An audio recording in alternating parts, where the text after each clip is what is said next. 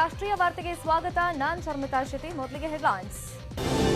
Headlines presented by Chakote. ಸ್ವಾದ, ಗುಣಮಟ್ಟ ಮತ್ತು ವಿಶ್ವಾಸ 30 ವರ್ಷದಿಂದ. ಬಿಟ್ಟು ಬಿಡದ ರಣ ಮಳೆಗೆ ತತ್ತರಿಸಿ ಹೋಗ್ತಾ ಇದೆ ಅರ್ಧ ಕರ್ನಾಟಕ. ಬೆಂಗಳೂರಲ್ಲಿ ರಸ್ತೆಗಳೆಲ್ಲ ಗುಂಡಿ ಬಿದ್ದು ಜನರಿಗೆ ನರಕ. ಚಿಕ್ಕಮಗಳೂರು, ಹಾಸನ, ಧಾರವಾಡದಲ್ಲಿ ನೆರೆ ಕಂಟಕ. ಎಚ್ಡಿಕೆ ಹೊತ್ತಿಸಿದ ಸಂಘ ಸಮರದ ಕಿಡಿಗೆ ಕಾಂಗ್ರೆಸ್ ಎಂಟ್ರಿ. 4,000 ಆರ್ಎಸ್ಎಸ್ ಅಧಿಕಾರಿಗಳೆಂಬ ಆರೋಪಕ್ಕೆ ಕೇಸರಿ ಸಿಡಿಮಿಡಿ.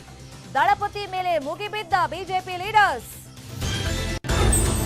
ಲಖೀಪುರ್ ಹಿಂಸಾಚಾರ, ಲಖನೌಗೆ ರಾಹುಲ್ ಎಂಟ್ರಿ. ಏರ್ಪೋರ್ಟ್ ಹೈಡ್ರಾಮಾದ ಬಳಿಕ ಮೃತ ಕುಟುಂಬಕ್ಕೆ ಸಾಂತ್ವನ. ನಾಳೆ ಪಂಜಾಬ್ನಿಂದ ಕೈ ಕಾರ್ಯಕರ್ತರ ಲಗ್ಗೆ. ಕಲುಷಿತ ನೀರು ಕುಡಿದು 6 ಜನ ಸತ್ರು, ಸರ್ಕಾರದ ಸೋಮಾರಿತನ. ನ್ಯೂಸ್ 18 ವರದಿ ಬೆನ್ನಲ್ಲೇ ಮಕರಬ್ಬಿಯಲ್ಲಿ ಆರೋಗ್ಯ ಟೀಮ್ ಮೊಕ್ಕ. ಮನೆ ಮನೆಗೂ ತೆರಳಿ ತಪಾಸಣೆ. ರಾಷ್ಟ್ರಪತಿ ರಾಮನಾಥ್ ಕೋವಿಂದ್ 3 ದಿನ ರಾಜ್ಯ ಪ್ರವಾಸ. ನಾಳೆ ಚಾಮರಾಜನಗರಕ್ಕೆ ಸಿಎಂ ಭೇಟಿ. ಐತಿಹಾಸಿಕ ದಸರಾ ಉದ್ಘಾಟನೆಗೆ ಝಗಮಗಿಸ್ತಾ ಇದೆ ಇಡೀ ಮೈಸೂರು.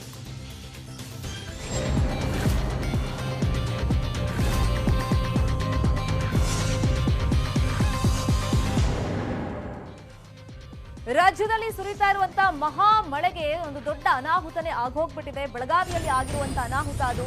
ರಕ್ಕಸ ಮಳೆಗೆ ಮನೆ ಕುಸಿದು ಒಂದೇ ಕುಟುಂಬದ 4 ಸಾವನ್ನಪ್ಪಿದ್ದಾರೆ. ಬೆಳಗಾವಿ ತಾಲೂಕಿನ ಬಡಾಲ್ ಅಂಕಲಗಿ ಗ್ರಾಮದಲ್ಲಿ ಘಟನೆ ನಡೆದಿದೆ. ಕನಕಾವಿ ಕುಟುಂಬದ 4 ಮನೆ ಅವಶೇಷಗಳ ಅಡಿ ಸಿಲುಕಿ ಸಾವನ್ನಪ್ಪಿದ್ದಾರೆ. ಮನೆಯ ಅವಶೇಷಗಳ ಅಡಿ ಸಿಲುಕಿದ್ದ 3ರನ್ನ ರಕ್ಷಣೆ ಮಾಡಲಾಗಿದೆ. ಅವರಿಗೆಲ್ಲ ಗಾಯ ಆಗಿದೆ. ಹಾಗಾಗಿ ಆಸ್ಪತ್ರೆಗೆ ಅವರಿಗೆಲ್ಲ ದಾಖಲು ಮಾಡಿ ಚಿಕಿತ್ಸೆಯನ್ನ ಕೊಡಿಸಲಾಗ್ತಾ ಇದೆ. ಆಲ್ರೆಡಿ ಈಗ ಸ್ಥಳಕ್ಕೆ ಹಿರೇಬಾಗೇವಾಡಿ ಪೊಲೀಸರು ಭೇಟಿಯನ್ನ ಕೊಟ್ಟು ಪರಿಶೀಲನೆಯನ್ನ ಮಾಡ್ತಾ ಇದ್ದಾರೆ. ಮನೆ ಬಿದ್ದು ಅಂದ್ರೆ ಮಳೆಯ ಒಂದು ಎಫೆಕ್ಟ್ ಇಂದಾಗಿ ಈ ತರದೆಲ್ಲ ಆಗಿರೋದು. ಮನೆ ಬಿದ್ದಿದೆ, 4 ಜನ ಮೃತಪಟ್ಟಿದ್ದಾರೆ. ಒಟ್ಟು 3 ಜನ ಅಲ್ಲಿ ಅವ್ರನ್ನ ರಕ್ಷಣೆ ಮಾಡಲಾಗಿದೆ. ಅವ್ರಿಗೆಲ್ಲ ಈಗ ಹಾಸ್ಪಿಟಲ್ ಅಲ್ಲಿ ಟ್ರೀಟ್ಮೆಂಟ್ ಅನ್ನು ಕೊಡಿಸಲಾಗ್ತಾ ಇದೆ. ಬೆಳಗಾವಿ ತಾಲೂಕಿನ ಬಡಾಲ್ ಅಂಕಲಿಗಿ ಗ್ರಾಮದಲ್ಲಿ ಈ ಘಟನೆ ನಡೆದಿರೋದು. ಕನಗಾವಿ ಕುಟುಂಬದ 4 ಈ ತರ ಮನೆ ಅವಶೇಷಗಳ ಅಡಿ ಸಿಲುಕಿ ಸಾವನ್ನಪ್ಪಿದ್ದಾರೆ. 3 ಜನರ ರಕ್ಷಣೆ ಮಾಡಿದ್ದಾರೆ ಅಲ್ಲಿದ್ದಂತ ಸ್ಥಳೀಯರೆಲ್ಲ ಸೇರಿ. ಇದೇ ವಿಚಾರವಾಗಿ ಮತ್ತಷ್ಟು ಮಾಹಿತಿಯನ್ನು ಕೊಡೋದಕ್ಕೆ ಫೋನ್ ಸಂಪರ್ಕದಲ್ಲಿ ಜಾಯಿನ್ ಆಗಿದ್ದಾರೆ ನಮ್ಮ ರಿಪೋರ್ಟರ್ ಚಂದ್ರಕಾಂತ್ ಸುಗಂಧಿ. ಇಂಥದ್ದು ಘಟನೆ ಆಗಬಾರ್ದಾಗಿತ್ತು, ಬಟ್ ಆಗೋಗ್ಬಿಟ್ಟಿದೆ. ಏನಾಗಿತ್ತಂತೆ? ಎಷ್ಟು ವರ್ಷದ ಮನೆ ಅದು? ಘಟನೆ ಹೆಂಗಾಯ್ತು? ಏನ್ ಮಾಹಿತಿ ಸಿಕ್ಕಿದೆ? ಶರ್ಮಿಳಾ ಶೆಟ್ಟಿ, ಬೆಳಗಾವಿ ತಾಲೂಕಿನ ಬಡಾಲ್ ಅಂಕಲಿಗಿ ಗ್ರಾಮದಲ್ಲಿ ಮನೆ ಬಿದ್ದು 5 ಜನ ಮೃತಪಟ್ಟು 3 ಜನರನ್ನು ರಕ್ಷಣೆ ಮಾಡಿದಂತ ಘಟನೆ ನಡೆದಿದೆ. ಸಂಜೆ ವೇಳೆಗೆ ಬೆಳಗಾವಿ ತಾಲೂಕಿನಲ್ಲಿ ವ್ಯಾಪಕವಾಗಿ ಮಳೆಯಾಗಿದ್ದು, ಹಳೆಯ ಮನೆ ಆಗಿದ್ರಿಂದ ಮನೆ ಕುಸಿದೆ. ಮನೆಯಲ್ಲಿ ಇದ್ದಂತ ಸತ್ಯವ್ವ, ಶಾಂತವ್ವ ಸೇರಿದಂತೆ 5 ಜನ ಈಗ ಮೃತಪಟ್ಟಿದ್ದಾರೆ ಅಂತಕ್ಕಂಥ ಮಾಹಿತಿ ಇದೆ. 3 ಜನರನ್ನ ಬೆಳಗಾವಿಯ ಬಿಮ್ಸ್ ಆಸ್ಪತ್ರೆಗೆ ದಾಖಲು ಮಾಡಿದ್ದಾರೆ. ಸದ್ಯಕ್ಕೆ ಸ್ಥಳಕ್ಕೆ SDRF ತಂಡ ಮತ್ತು ಫೈರ್ ಬ್ರಿಗೇಡ್ ಹೋಗಿ ಕಾರ್ಯಾಚರಣೆ ನಡೆಸ್ತಾ ಇದೆ ಮತ್ತು ಹಿರೇಬಾಗೇವಾಡಿ ಪೊಲೀಸರು ಕೂಡ ಈಗ ಸ್ಥಳಕ್ಕೆ ಭೇಟಿಯನ್ನ ನೀಡಿದ್ದಾರೆ. ಶರ್ಮಿತಾ ಶೆಟ್ಟಿ, ಸದ್ಯಕ್ಕೆ ಸಿಗ್ತಿರಕ್ಕಂತ ಮಾಹಿತಿಯ ಪ್ರಕಾರ ಇದೊಂದು ಪುರಾತನ ಹಳೆ ಮನೆ ಅಂತ ಹೇಳಿ ಹೇಳಲಾಗ್ತಿದೆ. ಆದ್ರೆ ಬಡಲಂಕಲ್ಗಿ ಗ್ರಾಮಕ್ಕೆ ಈಗ ಹಿರಿಯ ಅಧಿಕಾರಿಗಳು ಕೂಡ ದೌಡಾಯಿಸ್ತಾ ಇದ್ದಾರೆ ಮತ್ತು ಏನು ಗಾಯಾಳುಗಳನ್ನ ಬೆಳಗಾವಿಯ ಬಿಮ್ಸ್ ಆಸ್ಪತ್ರೆಗೆ ದಾಖಲು ಮಾಡಲಾಗ್ತಾ ಇದೆ. ಶರ್ಮಿತಾ ಶೆಟ್ಟಿ. ಥ್ಯಾಂಕ್ ಯು ಚಂದ್ರಕಾಂತ್ ಸುಗಂಧಿ ತಮ್ಮೆಲ್ಲ ಇನ್ಫಾರ್ಮೇಶನ್ಗೆ.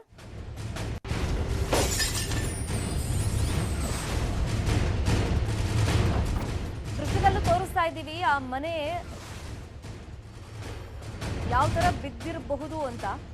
ಯಾಕಂದ್ರೆ ಮಳೆ ಕಂಟಿನ್ಯೂಸ್ ಆಗಿ ಬಂದಂತ ಟೈಮ್ನಲ್ಲಿ ಉತ್ತರ ಕರ್ನಾಟಕ ಭಾಗದಲ್ಲಿ 2018 ನಾವು ನೋಡಿದ್ವಿ. ಈ ತರದೆಲ್ಲ ಮನೆ ಕುಸಿದು ಬಿದ್ದಿತ್ತು. ಶಾಶ್ವತವಾದಂತ ಸೂರು ಅನೇಕ ಜನರಿಗೆ ಇನ್ನೂ ಸಿಕ್ಕಿಲ್ಲ.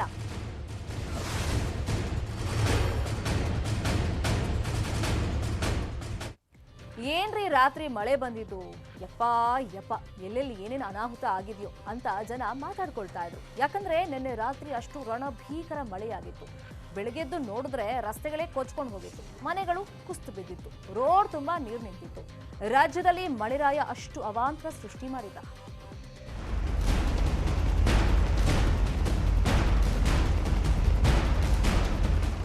ಎರಡು ದಿನಗಳ ಹಿಂದಷ್ಟೇ ಬೆಂಗಳೂರಲ್ಲಿ ಸುರಿದ ಧಾರಾಕಾರ ಮಳೆಗೆ ತಗ್ಗು ಪ್ರದೇಶಗಳೆಲ್ಲ ಜಲಾವೃತವಾಗಿದ್ವು. ಆ ಸಂಕಷ್ಟದಿಂದ ಜನ ಹೊರಬರುವ ಮುನ್ನವೇ ರಾತ್ರಿಯಿಂದ ಬೆಳಗ್ಗೆವರೆಗೂ ಸತತ 12 ಗಂಟೆಗಳ ಕಾಲ ಬೆಂಗಳೂರಲ್ಲಿ ಅಬ್ಬರಿಸಿದ ಮಳೆ 10 ಅನಾಹುತ ಸೃಷ್ಟಿಸಿದೆ.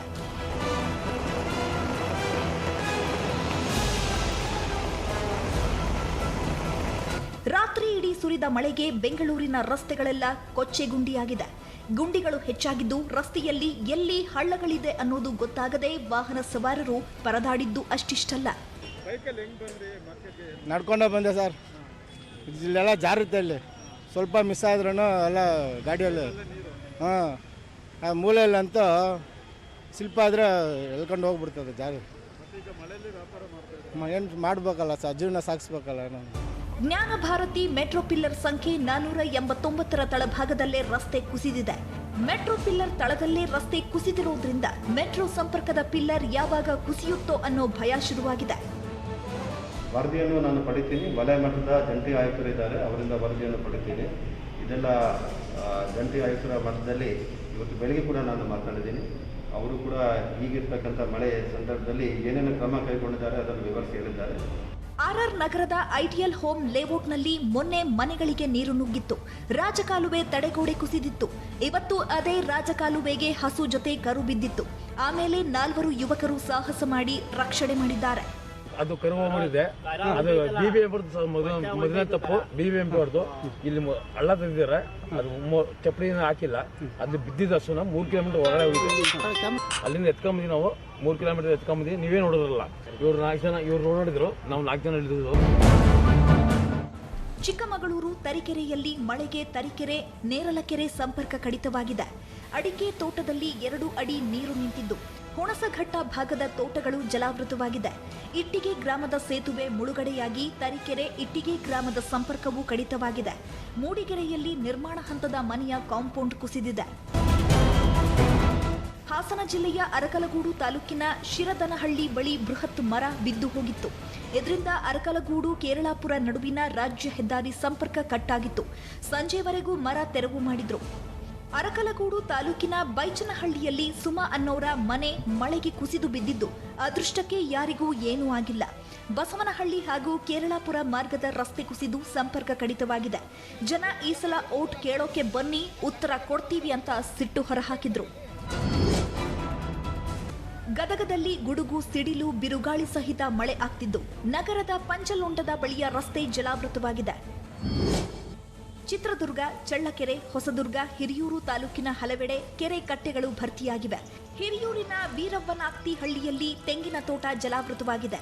ಕಲಬುರಗಿ, ಧಾರವಾಡ ಸೇರಿದಂತೆ ಉತ್ತರ ಕರ್ನಾಟಕ ಭಾಗದಲ್ಲೂ ಮಳೆ ಜೋರಾಗ್ತಿದೆ. ಇನ್ನು 5 ದಿನ ಮಳೆ ಅಬ್ಬರಿಸುತ್ತೆ ಅಂತ ಹವಾಮಾನ ಇಲಾಖೆ ತಜ್ಞರು ಎಚ್ಚರಿಕೆ ಕೊಟ್ಟಿದ್ದಾರೆ.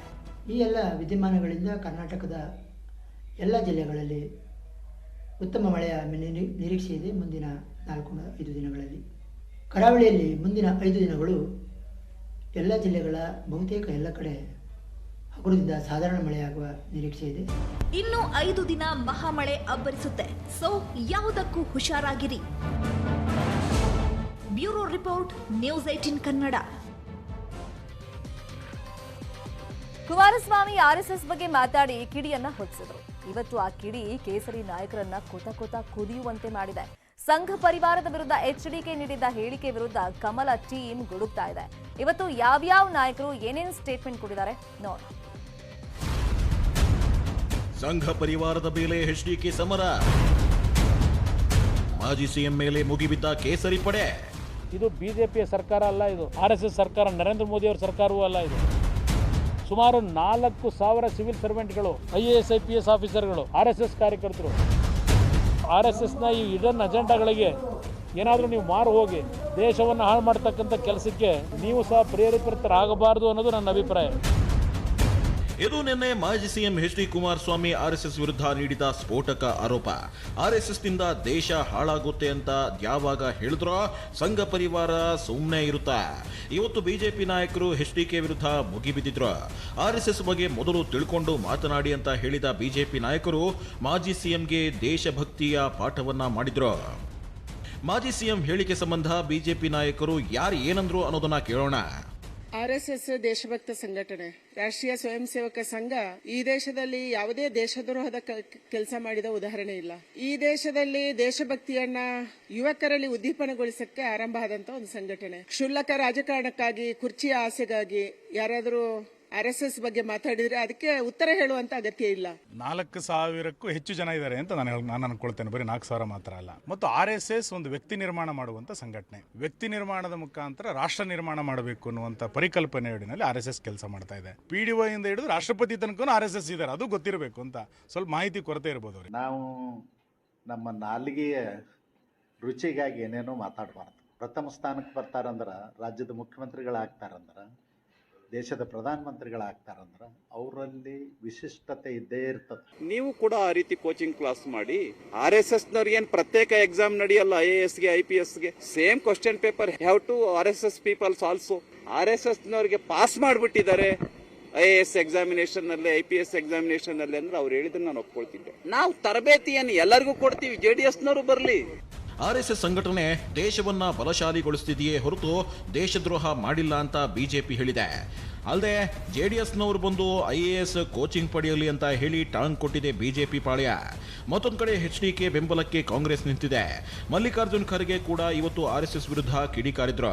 ಕಲಬುರಗಿಯಲ್ಲಿ ನನ್ನ ಸೋಲಿಗೆ RSS ಕಾರಣ, ಅವರು ಮನಸ್ಮೃತಿಯಲ್ಲಿ ನಂಬಿಕೆ ಇಟ್ಟವರು ಅಂತ ಕಿಡಿಕಾರಿದ್ರು. ಇದಕ್ಕೆ MLC ರವಿಕುಮಾರ್ ಮತ್ತೆ ತಿರುಗೇಟು ಕೊಟ್ರು. We are fighting against RSS. It is not, we don't want to hide it. We are fighting RSS, we'll fight, and that's why I lost my election also. RSS is not pro-poor.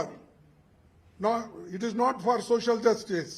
Mallikarjun Kharge ಅವರು ಗುಲ್ಬರ್ಗ ಜಿಲ್ಲೆಯ parliament ಸದಸ್ಯರಾಗಿ, ಅನೇಕ ಬಾರಿ ಮಂತ್ರಿಯಾಗಿ, ಅನೇಕ ಬಾರಿ ಶಾಸಕರಾಗಿ ಗುಲ್ಬರ್ಗ ಜಿಲ್ಲೆ ಯಾವ ಸ್ಥಿತಿ ಇತ್ತು ನಮ್ಮೆಲ್ಲರಿಗೂ ಕೂಡ ಗೊತ್ತಿದೆ. ಇಷ್ಟು ವರ್ಷ 11 ಸಾರಿ ಗೆದ್ದಂಥವ್ರು. ಗುಲ್ಬರ್ಗ ಜಿಲ್ಲೆಯ ಸುಧಾರಣೆಗೆ ಅವ್ರ ಕೊಡುಗೆ ಏನು ಅನ್ನುವಂಥದ್ದು ಅಲ್ಲಿ ಜನಕ್ಕೆ ಚೆನ್ನಾಗಿ ಗೊತ್ತಿದೆ. HDK ಹೇಳಿಕೆಗೆ ನಿನ್ನೆ CT ರವಿ ಕೂಡ ಕಿಡಿಕಾರಿದ್ರು. ಮನೆಯಲ್ಲಿ ಕೂತು ಪುಸ್ತಕ ಓದಿದ್ರೆ ಸಾಲದು, ಶಾಖೆಗೆ ಬನ್ನಿ ಅಂತ ರವಿ ಟಾಂಗ್ ಕೊಟ್ಟಿದ್ರು. ಇದಕ್ಕೆ ಇಂದು HDK ಟ್ವೀಟ್ ಮೂಲಕ ಪ್ರತಿಕ್ರಿಯಿಸಿದ್ದಾರೆ. ಪುಸ್ತಕಗಳಿಂದಲೇ RSSನ ವಿರಾಟ್ ದರ್ಶನ ಆಗಿದೆ, ಇನ್ನು ಶಾಖೆ ಸೇರಿದ್ರೆ ಇನ್ನೆಷ್ಟು ಸತ್ಯ ಗೊತ್ತಾಗಬಹುದು. ಬಿಜೆಪಿಗೆ ಆಪರೇಷನ್ ಕಮಲದಂತ ಅನೈತಿಕ, ನಿರ್ಲಜ್ಜ, ನೀಚ ರಾಜಕಾರಣ RSS ಶಾಖೆಯಲ್ಲೇ ಕಲಿಸಲಾಯ್ತಾ ಅಂತ ಪ್ರಶ್ನಿಸಿದ್ದಾರೆ. ಸಿಂದಗಿ ಹಾಗೂ ಹಾನಗಲ್ ಬೈ ಎಲೆಕ್ಷನ್ ಹೊತ್ತಲ್ಲೇ ಬಿಜೆಪಿ ಹಾಗೂ JDS ಸಂಘ ಪರಿವಾರದ ಹೆಸರಲ್ಲಿ ಜೋರು ಸಮರ ಶುರುವಾಗಿದೆ. ಕಾಂಗ್ರೆಸ್ ನಾಯಕರು ಕೂಡ ದಳಪತಿಗಳ ಬೆಂಬಲಕ್ಕೆ ನಿಂತು ಕುಟುಕುತ್ತಿದ್ದಾರೆ. ಬಿಡದಿಯಲ್ಲಿ ಮೀಟಿಂಗ್ ಮೇಲೆ ಮೀಟಿಂಗ್ ಮಾಡ್ತಿರೋ HDK ಕಮಲ ಪಾಳ್ಯದ ಮೇಲೆ ಇನ್ನಷ್ಟು ಬಾಂಬ್ಗಳನ್ನ ಎಸೆಯೋ ಸಾಧ್ಯತೆ ಇದೆ. ಆಡಳಿತ ಪಕ್ಷ ಇದಕ್ಕೆಲ್ಲ ಏನು ಉತ್ತರ ಕೊಡುತ್ತೆ, ಬೈ ಎಲೆಕ್ಷನ್ಗೆ ಹೇಗೆ ತಯಾರಿ ನಡೆಸುತ್ತೆ ಅನ್ನೋ ಕುತೂಹಲ ಇದೆ. Bureau report, news 18 Kannada. ಉತ್ತರ ಪ್ರದೇಶದ ಲಖೀಂಪುರ್ ಹಿಂಸಾಚಾರ ಈಗ ಕಾಂಗ್ರೆಸ್ನವರ ನಿದ್ದೆಗೆಡಿಸಿದೆ. ಲಖನೌಗೆ ಇಡೀ ಕಾಂಗ್ರೆಸ್ ಬಳಗವೇ ಹಂತ ಹಂತವಾಗಿ ಲಗ್ಗೆ ಇಡ್ತಾ ಇದೆ. ಇವತ್ತು ರಾಹುಲ್ ಗಾಂಧಿ ಟೀಮ್ ಲಖೀಂಪುರಕ್ಕೆ ಎಂಟ್ರಿ ಕೊಡ್ತಾ ಇದ್ದಂತೆ ದೊಡ್ಡ ಹೈ ಡ್ರಾಮಾನೇ ನಡೆಯಿತು. ನಾಳೆ 10,000 ಕೈ ಕಾರ್ಯಕರ್ತರು ಲಗ್ಗೆ ಹಾಕೋದಕ್ಕೆ ರೆಡಿಯಾಗಿದ್ದಾರೆ.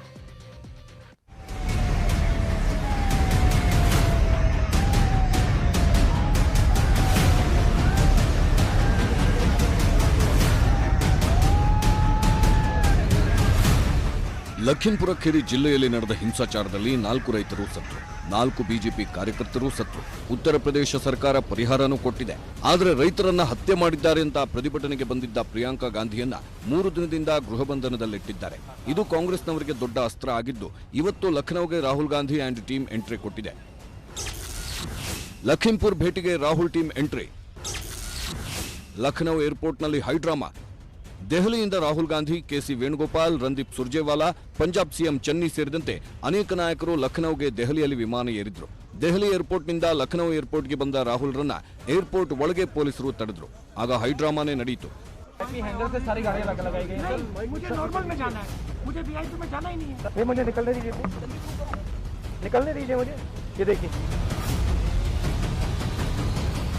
ಸೀತಾಪುರ್ ಮತ್ತು ಲಖೀಂಪುರ್ಗೆ ತೆರಳಲು ಲಖನೌ ಏರ್ಪೋರ್ಟ್ನಿಂದ ರಾಹುಲ್ ಗಾಂಧಿಗೆ ವಿಶೇಷ ಕಾರುಗಳ ವ್ಯವಸ್ಥೆ ಆಗಿತ್ತು. ಆದರೆ ಪೊಲೀಸರು ಭದ್ರತಾ ದೃಷ್ಟಿಯಿಂದ ಪೊಲೀಸ್ ಇಲಾಖೆ ಕಾರಲ್ಲಿ ಪ್ರಯಾಣಿಸಲು ಮನವಿ ಮಾಡಿದ್ರು. ಆದರೆ ರಾಹುಲ್ ಗಾಂಧಿ ಟೀಮ್ ಒಪ್ಪಲಿಲ್ಲ. ಪ್ರಿಯಾಂಕಾ ಗಾಂಧಿಯನ್ನ ಬಂಧಿಸಿದಂತೆ ನಮ್ಮನ್ನು ಬಂಧಿಸ್ತೀರಾ, ಏನು ನಿಮ್ಮ ಉದ್ದೇಶ ಅಂತ ಪ್ರಶ್ನೆ ಮಾಡಿದ್ರು. ನಮ್ಮದೇ ಕಾರಲ್ಲಿ ಹೋಗ್ತೀವಿ ಅಂತ ಹಠ ಹಿಡಿದು ಕೂತ್ರು. ಆದರೆ ಪೊಲೀಸರು ಅವಕಾಶ ಕೊಡಲಿಲ್ಲ. ಆಗ ಏರ್ಪೋರ್ಟ್ನಲ್ಲೇ ಧರಣಿ ಕೂತ್ರು. मैं अपना सिक्योरिटी प्रोटोकॉल जानता हूं. मुझे कहा गया था कि हम यहां से निकलेंगे, हम अपनी गाड़ी में जाएंगे वो अब इन्होंने कैंसिल कर दिया है। अब यहाँ पे ये पुलिस वाले, आर्मी वाले, पता नहीं कौन है, इनको खड़ा कर दिया। तो ये कुछ ना कुछ बदमाशी करने की कोशिश कर रहे हैं। इनका कुछ प्लान है, मुझे नहीं मालूम क्या है। तो ये मुझे मोटरकेड में डाल के कैदी जैसे यहाँ से ले जाना चाहते हैं। 2 ಗಂಟೆ ಏರ್ಪೋರ್ಟ್ನಲ್ಲೇ ಹೈಡ್ರಾಮಾ. ಸರ್ಕಾರ ಓಕೆ ಅಂದಮೇಲೆ ರಾಹುಲ್ ಟೀಮ್ಗೆ ಅನುಮತಿ. ಲಖನೌ ಏರ್ಪೋರ್ಟ್ನಲ್ಲೇ 2 ಗಂಟೆ ಹೈಡ್ರಾಮಾ ನಡೆಯಿತು. ಕೊನೆಗೆ ರಾಹುಲ್ ಗಾಂಧಿ ಜೊತೆಗೆ 5 ಭೇಟಿಗೆ ಉತ್ತರ ಪ್ರದೇಶ ಪೊಲೀಸರು ಅವಕಾಶ ಕೊಟ್ಟರು. ಜೊತೆಗೆ ಪೊಲೀಸ್ ಬೆಂಗಾವಲು ವಾಹನಗಳನ್ನು ರಾಹುಲ್ ಸುತ್ತಮುತ್ತ ಹಾಕಿದ್ರು. ಲಖನೌನಿಂದ ಹೊರಟ ರಾಹುಲ್ ಸೀದಾ ಸೀತಾಪುರದಲ್ಲಿ ಗೃಹಬಂಧನದಲ್ಲಿಟ್ಟಿದ್ದ ಪ್ರಿಯಾಂಕಾ ಗಾಂಧಿ ಅವರನ್ನ ಭೇಟಿ ಮಾಡಿದ್ರು.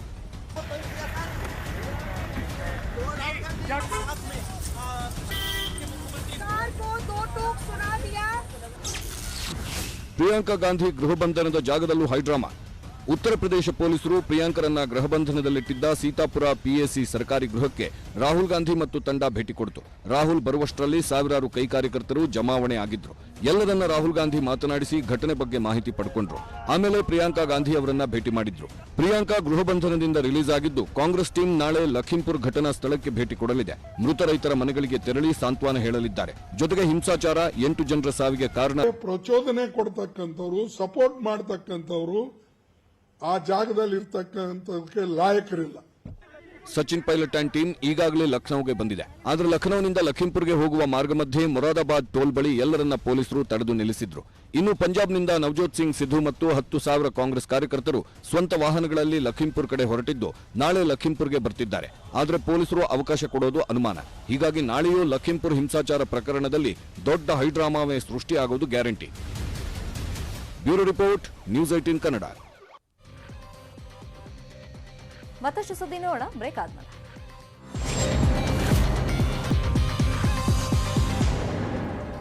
Welcome back. ವಿಜಯನಗರ ಜಿಲ್ಲೆಯ ಮಕರಬ್ಬಿಯಲ್ಲಿ ಕಲುಷಿತ ನೀರು ಸೇವಿಸಿ ಸಾವನ್ನಪ್ಪಿದವರ ಸಂಖ್ಯೆ 6ಕ್ಕೆ ಏರಿಕೆಯಾಗಿದೆ. 150 ಜನ ಅಸ್ವಸ್ಥರಾಗಿದ್ದು 3 ಸ್ಥಿತಿ ಗಂಭೀರವಾಗಿದೆ. ಹಲವು ಜನ ಊರನ್ನೇ ಬಿಟ್ಟು ನೆಂಟರ ಮನೆಗಳಿಗೆ ಹೋಗ್ತಾ ಇದ್ದಾರೆ. ದಿನಕ್ಕೆ ಏನಿಲ್ಲ ಅಂದ್ರೂ 5 ರಿಂದ 6 ಮಂದಿ ಆಸ್ಪತ್ರೆಗೆ ದಾಖಲಾಗ್ತಾ ಇದ್ದಾರೆ. ಮಕರಬ್ಬಿ ಗ್ರಾಮಸ್ಥರ ಪರಿಸ್ಥಿತಿ ಬಗ್ಗೆ ನ್ಯೂಸ್ 18 ಕನ್ನಡ ನಿರಂತರ ಸುದ್ದಿ ಪ್ರಸಾರ ಮಾಡ್ತಾ ಇದ್ದಂತೆ ಆರೋಗ್ಯ ಇಲಾಖೆ ತಾತ್ಕಾಲಿಕವಾಗಿ ಆರೋಗ್ಯ ಕೇಂದ್ರವನ್ನು ಓಪನ್ ಮಾಡಿದೆ. 2 ಆಂಬ್ಯುಲೆನ್ಸ್ ವ್ಯವಸ್ಥೆ ಮಾಡಿ ಮನೆ ಮನೆಗೆ ಆಶಾ ಕಾರ್ಯಕರ್ತರು ಭೇಟಿ ನೀಡಿ ಪರಿಶೀಲನೆ ಮಾಡ್ತಾ ಇದ್ದಾರೆ.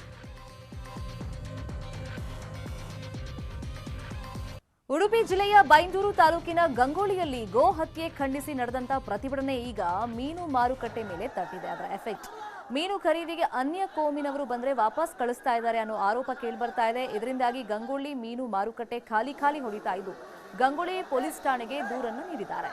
ಇದೊಂಥರ ಆರ್ಥಿಕ ಜಿಹಾದಿ ಹೇರ್ತಾ ಇದ್ದಾರೆ ಅನ್ನೋದು ಸ್ಥಳೀಯರ ಆರೋಪ.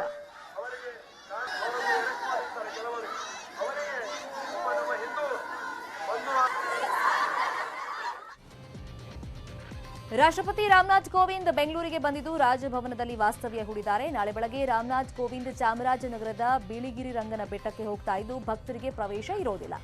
ಆಮೇಲೆ ಚಾಮರಾಜನಗರದಲ್ಲಿ ನಿರ್ಮಾಣ ಆಗಿರುವಂತಹ 450 ಬೆಡ್ಗಳ ಆಸ್ಪತ್ರೆ ಉದ್ಘಾಟನೆ ಮಾಡ್ತಾರೆ. ನಾಡಿದ್ದು ಅಂದ್ರೆ ಅಕ್ಟೋಬರ್ 8ನೇ ತಾರೀಕು ಶೃಂಗೇರಿ ಮಠಕ್ಕೆ ಭೇಟಿ ನೀಡಿ ಶಾರದಾಂಬೆಯ ದರ್ಶನವನ್ನ ಪಡಿತಾರೆ. ಅಲ್ಲಿಂದ ಮಂಗಳೂರು ಏರ್ಪೋರ್ಟ್ ತಲುಪಲಿದ್ದು ಏರ್ಪೋರ್ಟ್ನಿಂದ ರಸ್ತೆ ಮೂಲಕ ಮಂಗಳೂರಿನ ಸರ್ಕ್ಯೂಟ್ ಹೌಸ್ಗೆ ಬಂದು ಆಮೇಲೆ ದೆಹಲಿಗೆ ಪ್ರಯಾಣ ಬೆಳೆಸ್ತಾರೆ.